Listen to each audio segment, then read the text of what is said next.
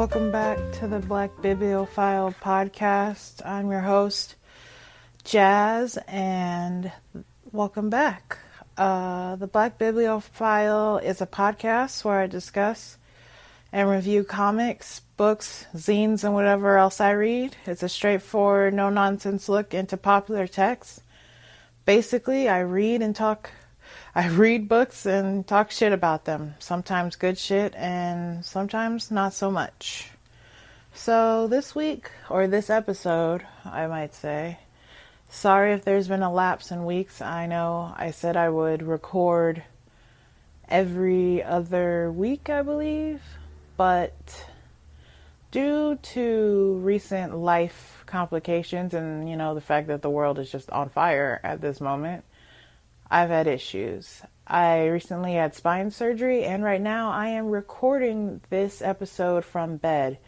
But don't fear, because I've been bedridden and such. I have read 2 novels in the last 3 days. So that's what today's episode's about, those 2 books. I do not have an author spotlight. And yeah, so I guess my author spotlight would be the author of these said books. And I have acquired this book because my mom, she bought me this. I saw a list on Facebook that said sci-fi authors you should be reading, or black sci-fi authors, or black speculative fiction authors you should be reading, or African dysphoria writers you should be reading. There's like a tons of lists, but this book, this trilogy of books, continues to show up on all these lists. So I read the first 2 books of the Inheritance trilogy by N.K. Jemisin, I think. I'll link the copy I have below. My mom got me the book off of Amazon Prime. She got me the book that had all 3 books and a new novella within it. And on Amazon Prime, it was $12 with 2-day shipping. So if you have Prime, 2-day shipping is free. This isn't sponsored or whatever. But if you get it on Kindle, all 3 books plus the novella at the end is $10 on Amazon. So that's where I got it. I'm sure, though, your local bookstore will have any of N.K. Jemisin's books because she is an amazing writer. I'll give you some background on her. Her debut novel was book 1 of the Inheritance trilogy called The 100,000 Kingdoms. And it was nominated for a Locus Award, Nebula, and Hugo Award in 2014. And now recently, last year, she won the Hugo Award, becoming the first Black woman to be not be nominated, but to win the Best Novel Award for the Hugos for her book. I wrote it down. The 5th season. And then this year, she won it again for The Obelisk Gate, which is a sequel to the previous year's winner, the 5th season. The books I'll be covering in this are called The 100,000 Kingdoms and Broken Kingdoms. She wrote both of these books. They're published by Orbit Publishers. And a little background on the author. I'll just read the author's page in the back of the book because I honestly did not do enough research because I just had spine surgery, and y'all are just gonna have to deal, man. If you want to know more about the author, I will obviously put links down in the description, but I will read the author thing. N.K. Jemisin is a career counselor, political blogger, and a would-be gourmand living in New York City. She's been writing since the age of 10, although her early works will never see the light of day. Find out more about the author at nkjemisin.com. So she's amazing, and I just discovered her just via all these lists I kept seeing popping up on my Facebook. So about a day before surgery, or actually 2 days before I found out I was going to be having surgery, and then like that next day I found out it was going to be emergency surgery, so it got pushed up almost 2 weeks. My mom and brother brought me this book because I was stuck in bed in pain, and I was like, I need something to read or I'm going to lose my mind. So they brought me this fat book. Also, the copy that I'll link below that I got from Amazon Prime is over 1,000 pages. It is about 1,472 pages, and it is massive. And if you do not want to carry that around, I do recommend getting the Kindle version because it's $10 and you still have the same amount of books. You're just not carrying. I think this book is my weight limit after surgery. I think it's over 5 pounds. So just on that.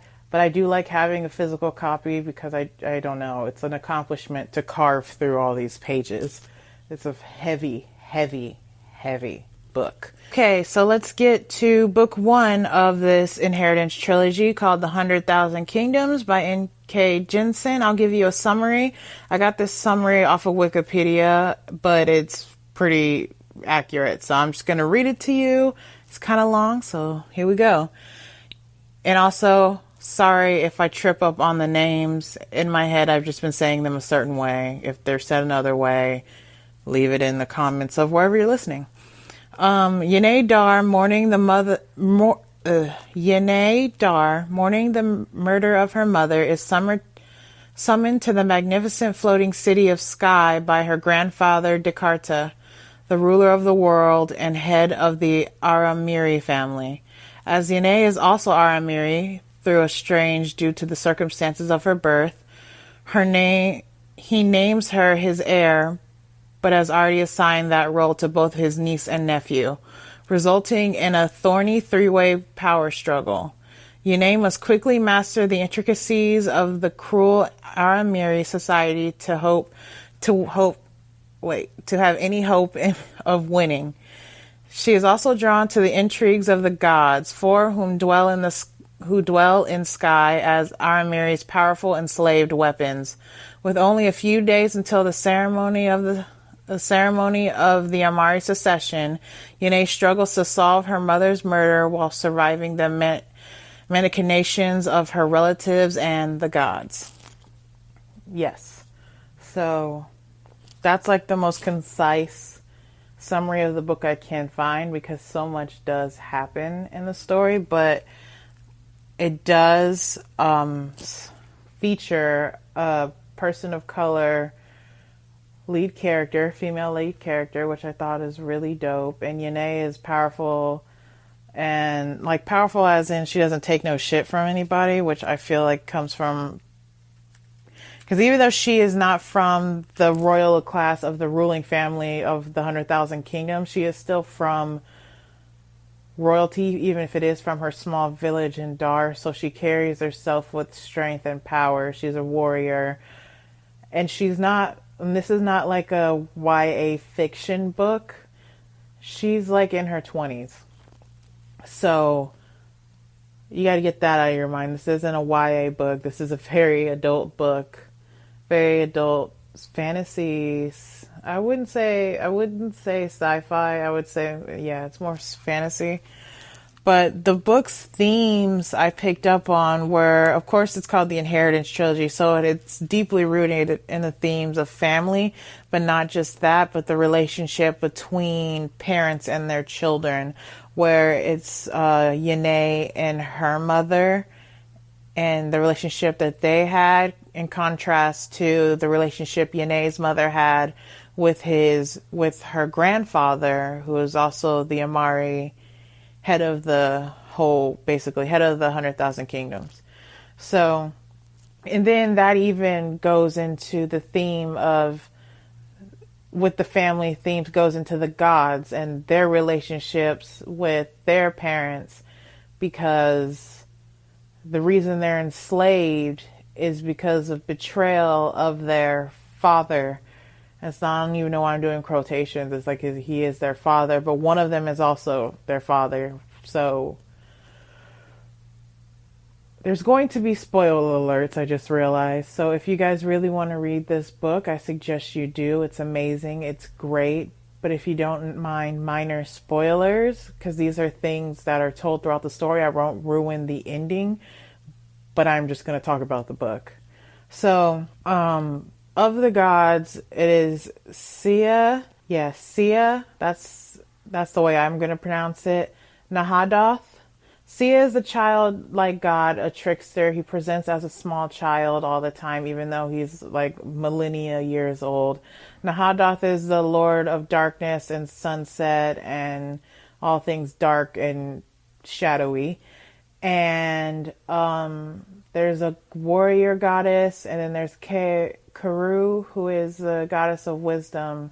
And I believe those are the four that are kept as slaves for the Aramiri family, because the Bright Lord, or Atempus, I think is the way you say his name. Atempus, the Bright Lord, the god that rules the skies and all of that, killed Anefa, who was Alright, so I'm talking like you guys know what the hell I'm talking about, and I'm just going to apologize right now. I'm going to do a quick rewind. So, in this world that N.K. Jensen created, there are three gods. These three gods created the world as it is. Enefa, who's the goddess of life and death. Nahadoth, who is the god of darkness, shadowy things, and night. And Atempus, who is the god of day. Nahadoth came first, and he was floating around in emptiness and nothingness, darkness, which they call the maelstrom. And then one day, Atempus was born, and they had each other night and day. And they were happy, and they loved each other, and they created these little worlds. But they were like, Atempus is very orderly and likes rules, and like Nahadoth is like, yo, let's just go with the flow. Then one day, Anefa was born, and it completed the three, and she created what is now the world that Yene lives in. So she created the planet and the trees and all of that. She's like Mother Nature. She brings life and death. So she created all these things, and Atempus, who realized, for some reason, because I'm not going to ruin the story, for some reason, Atempus grew jealous between Nahadoth and Anefa's relationship, feeling like left out or whatever, because gods, they're more human than humans.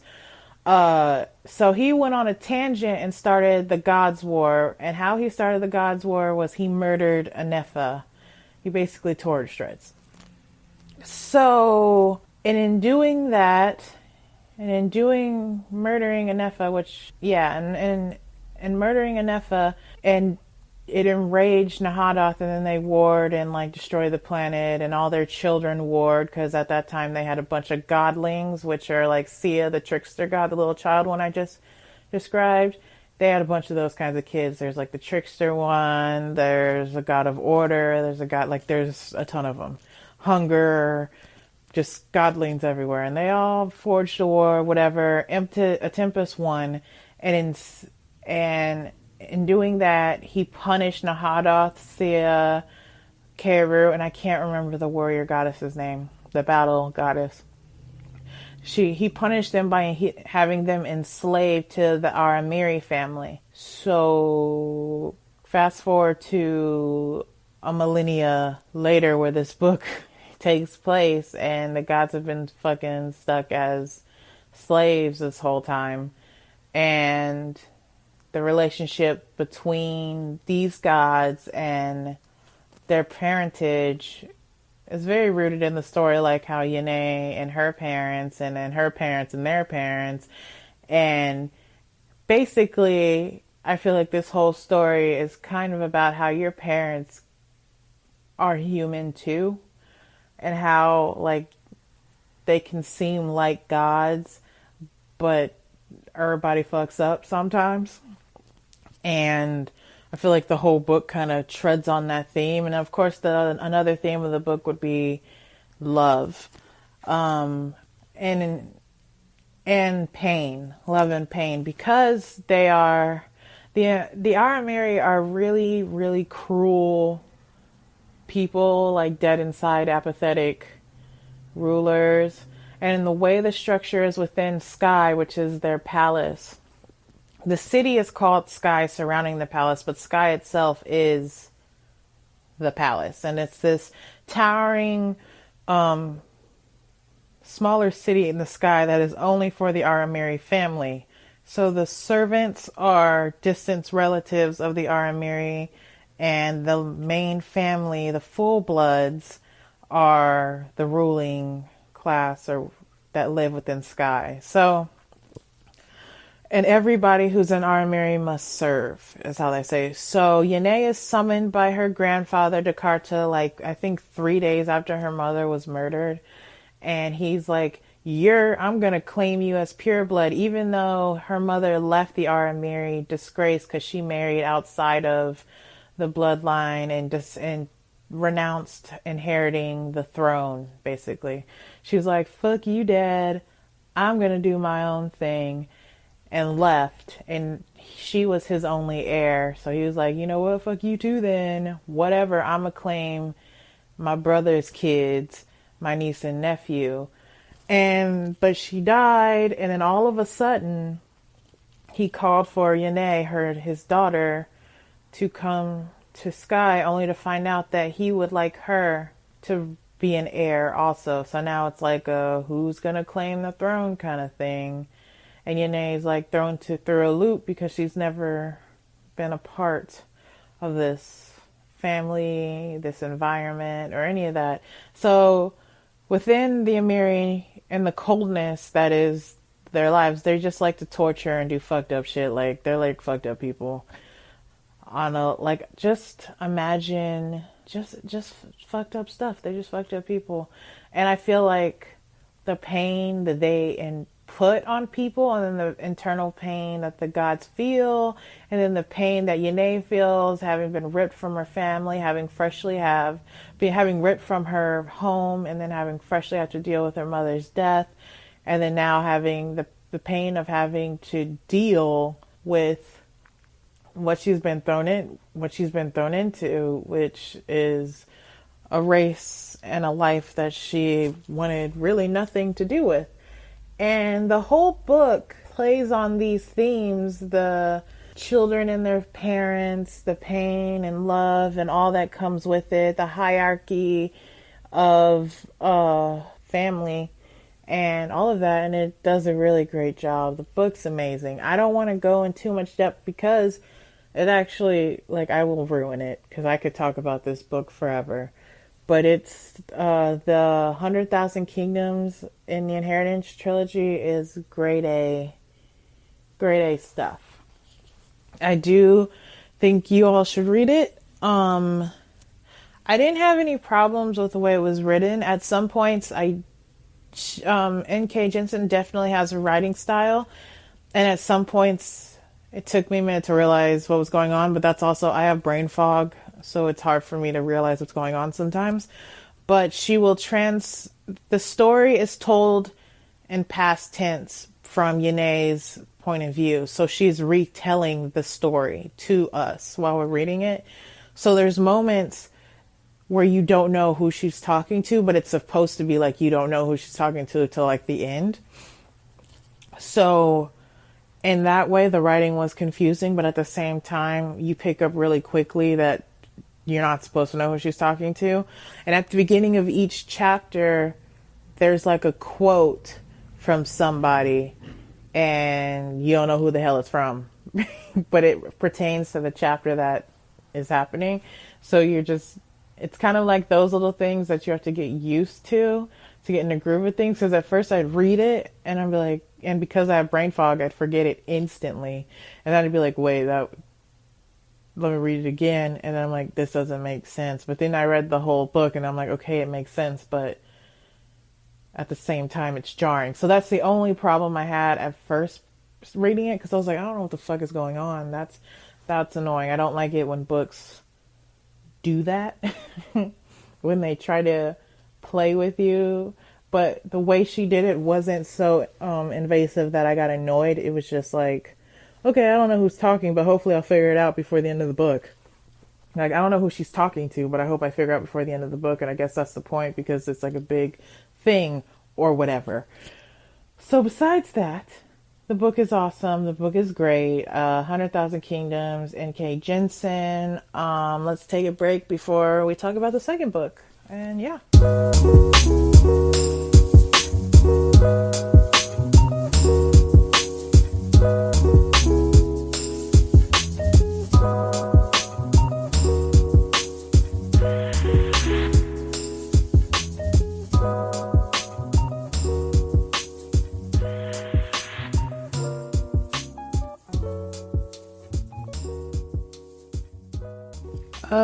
Welcome back to the Black Bibliophile. Let's get back into my little book reviews. This book number 2 of the Inheritance Trilogy, called The Broken Kingdoms by N.K. Jemisin. And here's the summary. I got the summary off of Wikipedia once again, but it's like, and I took pieces of it because like the summary on Wikipedia was basically the whole book. So this is the most concise summary I could get of it. It says, a decade after the events of the 100,000 Kingdoms comes the story of Ori Sooth, a young street artist who lives in the city of Sky, which has been officially renamed Shadow after the growth of the enormous world tree.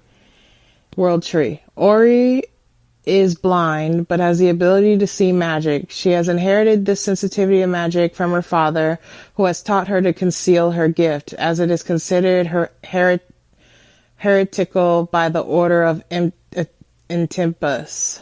Jesus.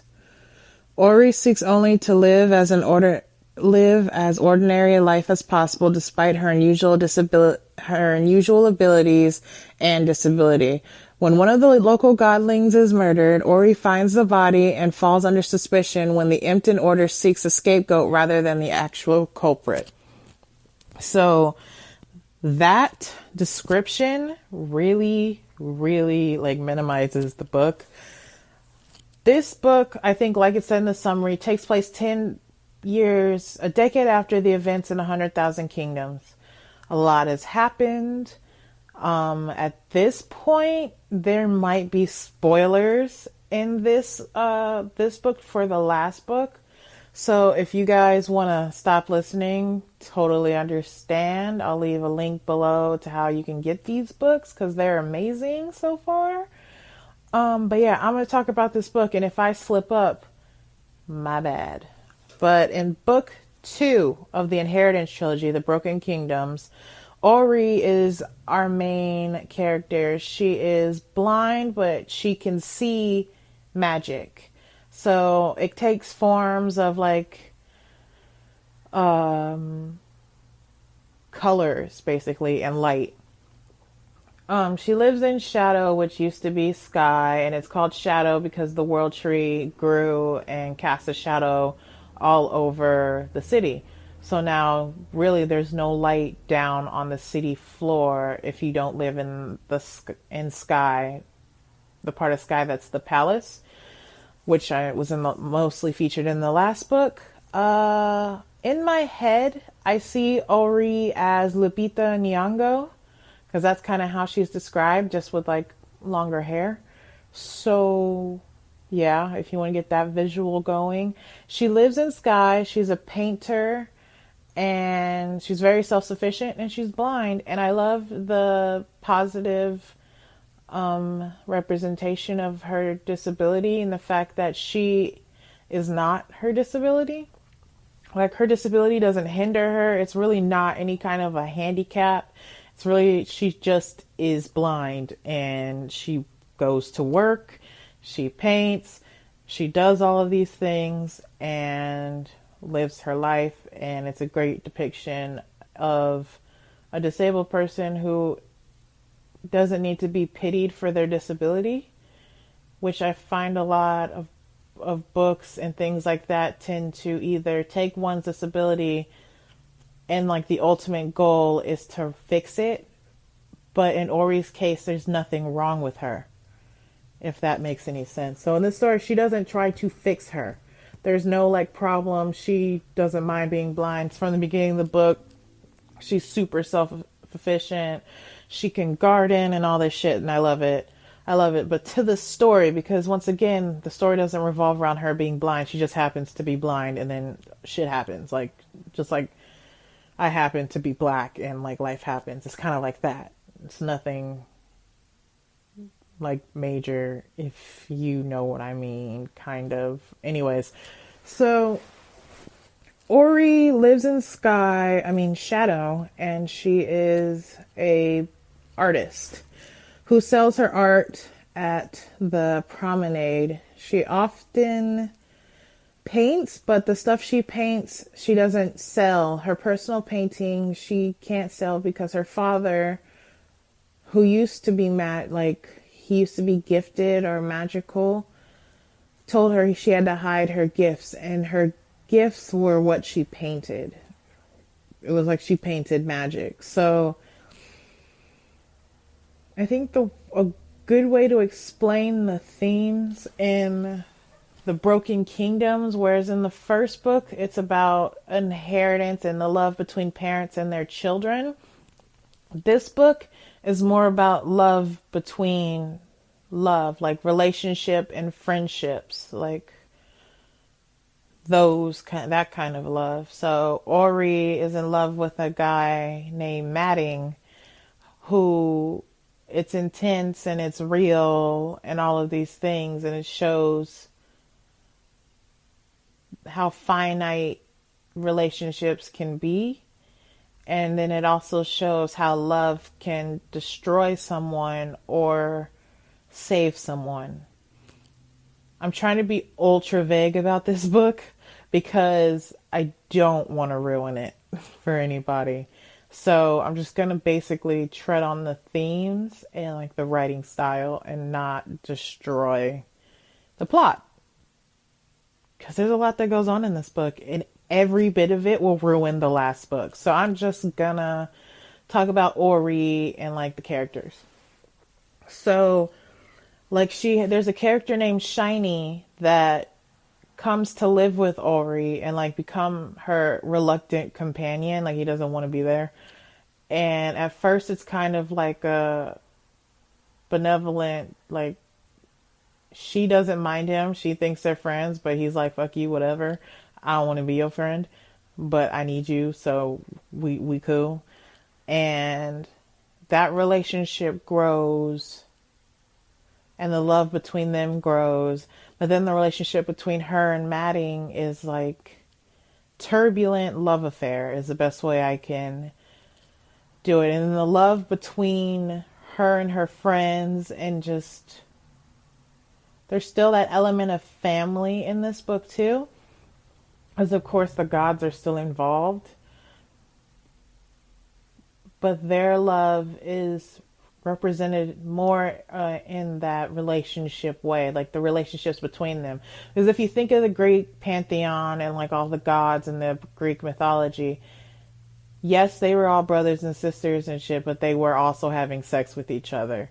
So they weren't only brother and sister, but they were, or father and son or whatever. They were also lovers.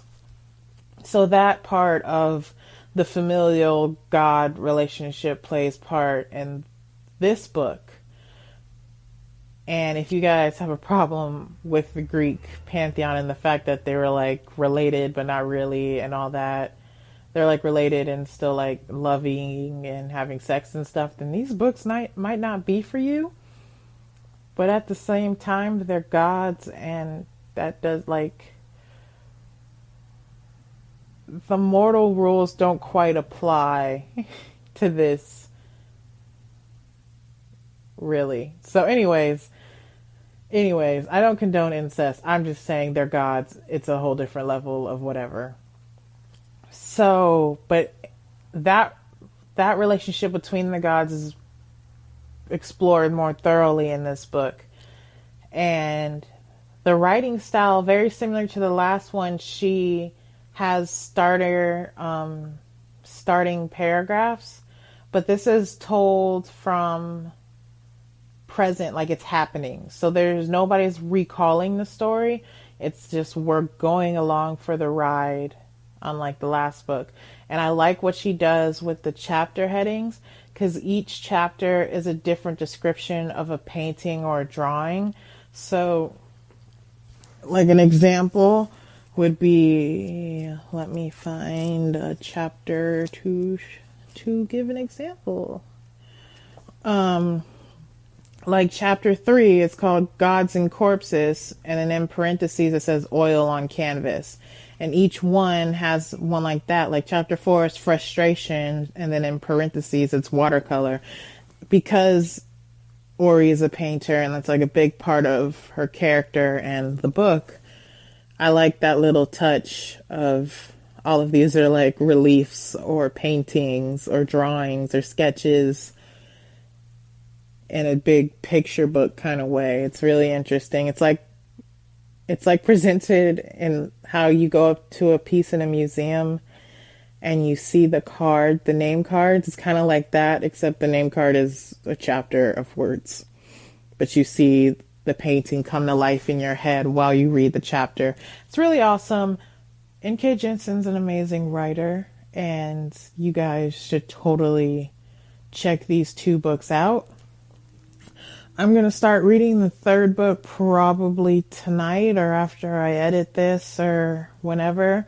But just know the next podcast will be about that book, and then probably something else that I can get my hands on, either a comic book or some kind of zine or another novel or something. But for more reviews and thoughts of this series, that'll be in the next podcast, the next episode. For the zine corner in this podcast, I don't have a zine that I've read recently, but I did just create my first zine called The Cosmic Egg, and I'll leave a link below where you can get it if you guys are interested in it. But it's my first zine, and I've been working on it for like a year. And if you're interested in reading it and checking it out, I'll leave a link down below. And yeah, thank you for listening to this podcast. If you guys have any questions, ideas, recommendations, or just want to talk about the books that I've been reading and recommending, you can email me at theblackbibliophile@gmail.com. And you can follow me on Twitter at the Black Bibliophile. That is the BLKBIBILPHI. And I think that's everything. Thank you guys so much, and I hope to bring you another episode in 2 weeks. So yeah, see you guys soon.